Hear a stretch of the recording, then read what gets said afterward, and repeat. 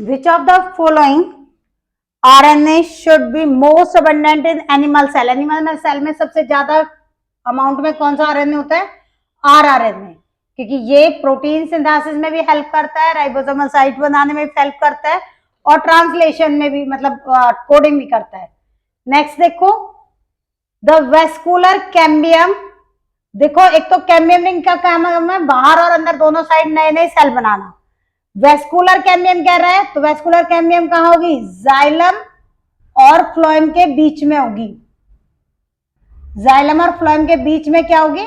ये होगी vascular cambium. Normal give rise to, अब देखो एक तो जाइलम और फ्लोएम में से आंसर होगा, तो यहां फ्लोएम दिया है। प्राइमरी कैम्बियम कहां होती है? कैम्बियम शो करती है सेकेंडरी ग्रोथ, कभी भी प्राइमरी में तो आएगा ही नहीं, सेकेंडरी ग्रोथ के टाइम पर कैम्बियम बनती है। तो सेकेंडरी ग्रोथ किसमें है? किसमें बन दिया? Secondary xylem. एक देखो यहाँ फेलोडाम दिया, पेरिडाम दिया। देखो ये क्या होता है, बार्क जो बनती है ना प्लांट की, कॉर्क, उस कॉर्क के अगर हम ये समझे तो ये कॉर्क का जो पार्ट है, इस कॉर्क को हम बोलते हैं फेलोजन।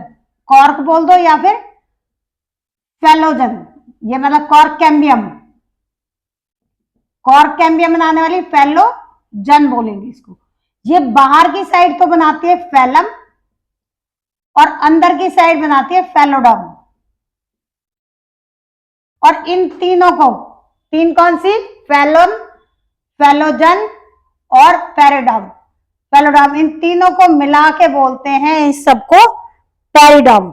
ये इन तीनों का कॉम्बिनेशन है। तो राइट आंसर इसमें तो जाइलम और फ्लोएम के बीच वाली कैम्बियम पूछी है, तो सेकेंडरी जाइलम दिया हुआ है इसमें, तो सेकेंडरी जाइलम इसका राइट आंसर होगा।